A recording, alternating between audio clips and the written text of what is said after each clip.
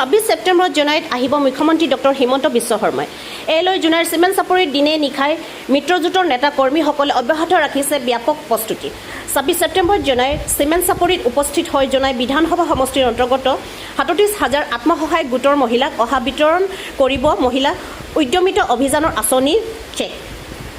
প্ৰায় 70,000 বাঁহেৰে নিৰ্মাণ কৰি থকা বিশাল জনসভাৰ মণ্ডপখনত প্ৰায় 50,000খনো অধিক আসনৰ ব্যৱস্থা কৰা হ'ব বুলি জানিবলৈ দিছে বিজেপি পশ্চিম জোনাই মণ্ডল সমিতিৰ সভাপতি কলেশ্বৰ কুলিয়ে। ইফালে 26 ছেপ্টেম্বৰত জোনাইৰ চিমেণ্ট চাপৰিত মুখ্যমন্ত্ৰী ডক্টৰ হিমন্ত বিশ্ব শৰ্মাৰ আগমনক লৈ তৎপৰ হৈ পৰিছে জোনাই সমজিলা প্ৰশাসনৰ লগতে আৰক্ষী প্ৰশাসন। শুক্ৰবাৰে উক্ত জনসভাৰ মণ্ডপ নিৰ্মাণ স্থলীত উপস্থিত হৈ পৰিদৰ্শন কৰে জোনাই সমজিলাৰ সহকাৰী আয়ুক্ত টুনিত গগৈ, ৰাজহ চক্ৰ বিষয়া ৰাজীৱ সোণোৱাল আদিয়ে।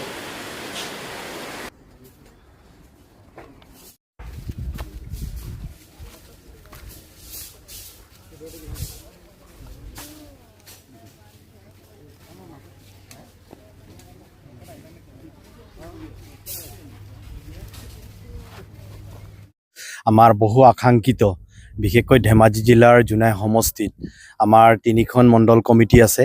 ইয়াৰে মধ্য কেন্দ্ৰ হিচাপে পশ্চিম জোনাই মণ্ডলৰ অন্তৰ্গত পশ্চিম আমাৰ চিমেণ্ট চাপৰি অঞ্চলত এই বৃহৎ মাটিডোখৰত আমাৰ সৰ্বকালৰ সৰ্বশ্ৰেষ্ঠ মুখ্যমন্ত্ৰী ডাঙৰীয়াই ইয়াত উপস্থিত হৈ আমাৰ উদ্যমিতা আঁচনিখিনি আমাৰ আনুষ্ঠানিকভাৱে ঘোষণা কৰা হ'ব।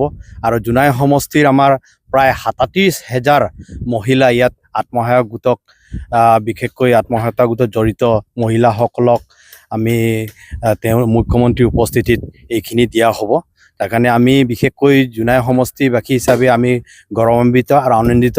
বিশেষকৈ ইয়াত আমাৰ জোনাই সমষ্টিৰ আমাৰ সকলোৰে শ্ৰদ্ধাৰ বিধায়ক আমাৰ ভুৱন পেগু মহোদয় ইয়াতে উপস্থিত হৈ এই গোটেই পেণ্ডেলখিনিৰ ব্যৱস্থা কৰিছে আৰু ইয়াতে এটা স্থায়ী মঞ্চ এটাও তৈয়াৰ কৰিছে, আপোনালোকে পৰিলক্ষিত হৈছে। আৰু ইয়াত আমি আচলতে চৰকাৰক ধন্যবাদ জ্ঞাপন কৰিছোঁ। ইয়াত আমাৰ মহিলাসকল উদ্যমিতা যি আঁচনি, এই মহিলাসকলে এই আঁচনিৰ যোগেদি যিটো 10,000 টকা পাব তাৰ কাৰণে আমি উপকৃত হ'ব বুলি আমি আশা ৰাখিছোঁ। আৰু 10,000ৰ উপৰিও তেওঁলোকে যদি কামখিনি অধিকভাৱে আগুৱাই নিয়ে তেতিয়াহ'লে নিশ্চয় 25,000 টকা দিয়াৰ কথা কৈছে। আৰু তাৰপিছত যদি তেওঁলোকে যদি আৰু বেছিকৈ বেপাৰ বাণিজ্যত তেওঁলোকে যেনে তাঁতশাল তেনেধৰণৰ পশু পালনেৰে তেওঁলোকে যদি আগুৱাই নিয়ে তেতিয়াহ'লে 50,000 টকা প্ৰদান কৰা হ'ব। আৰু ইয়াতে লাখপতি বুলি ক'লে সেইটোৱে বুজোৱা হৈছে যে তেওঁলোকে 10,000 টকাৰে তেওঁলোকে একোজন লাখপতিলৈ পৰিণত হ'ব। তেওঁলোকে বেপাৰ বাণিজ্য কৰি, তেওঁলোকে পশুপালন কৰি, তেওঁলোকে তাঁতশাল ব্যৱস্থা কৰি তেনেধৰণৰ নিজৰ আত্মপ্ৰতিষ্ঠা কৰিবৰ কাৰণে সক্ষম হ'ব। তাৰ বাবে এই লাখপতি যিটো বাইদেউৰ আঁচনিখন ইয়াত বাস্তৱ ৰূপ ল'ব। তাৰ কাৰণে মই বিশেষকৈ মুখ্যমন্ত্ৰী ডাঙৰীয়াক আদৰণি জনাইছোঁ। এই বিশেষকৈ জোনাই সমষ্টিৰ পশ্চিম জোনাই মণ্ডলত এনে এটা বৃহৎ অনুষ্ঠান ইয়াত গঠন হ'ব বিচাৰিছে। আৰু এই অঞ্চলটো এটা বিশেষকৈ আগ্ৰাসন ঘটিছিলে কিছু মানুহৰ।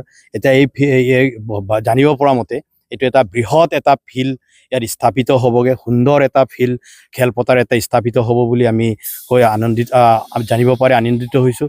আৰু বিশেষকৈ জোনাই সমষ্টিৰ চিমেণ্ট চাপৰিবাসী হিচাপে এটা সুখবৰ, ইয়াত এটা ডাঙৰ এটা উন্নত মানৰ এটা চিকিৎসালয় হ'ব উদ্বোধনো কৰিব আমাৰ মুখ্যমন্ত্ৰী ডাঙৰীয়াই। তাৰ কাৰণে আমি চিমেণ্ট চাপৰিবাসী হৈ জোনাই সমষ্টিবাসীৰ হৈ সেই দিনটোলৈ আমি অধীৰ অপেক্ষাৰত আছোঁ। সেইবাবে এইটো আমি জানিব পৰা মতে প্ৰায় 50 বিঘাৰো অধিক মাটি, নহয় জানো? 50 বিঘাৰো অধিক মাটি। সেইটো অনুমানিক প্ৰায় 35-40 বিঘা ইয়াত আমি মাটিডোখৰ আমি পৰিলক্ষিত হৈছোঁ। আৰু ইয়াত বিশেষকৈ 37,000 মহিলা আছে। তাৰো উপৰিও আমাৰ দলীয় শুভাকাংক্ষী আছে, ৰাইজ আছে। তেওঁলোকে আসন গ্ৰহণ কৰিবৰ কাৰণে প্ৰায় 40-45,000 আসনৰ ব্যৱস্থা থাকিব। ইয়াত বহু হাজাৰ আমি শুনিছোঁ। তেওঁলোকে এতিয়া জানিব পৰা মতে প্ৰায় 70,000 বাঁহেৰে ইয়াত নিৰ্মিত হৈছে। আৰু এটা স্থায়ী পেণ্ডেল এটাও ইয়াত শুভাৰম্ভ কৰা হৈছে ইতিমধ্যে আমাৰ বিধায়ক মহোদয়ে। সেই স্থায়ী মণ্ডপখিনিও ভৱিষ্যত দিনখিনিৰ কাৰণে এই অঞ্চলবাসীৰ কাৰণে ব্যৱহাৰ উপযোগী হৈ থাকিব।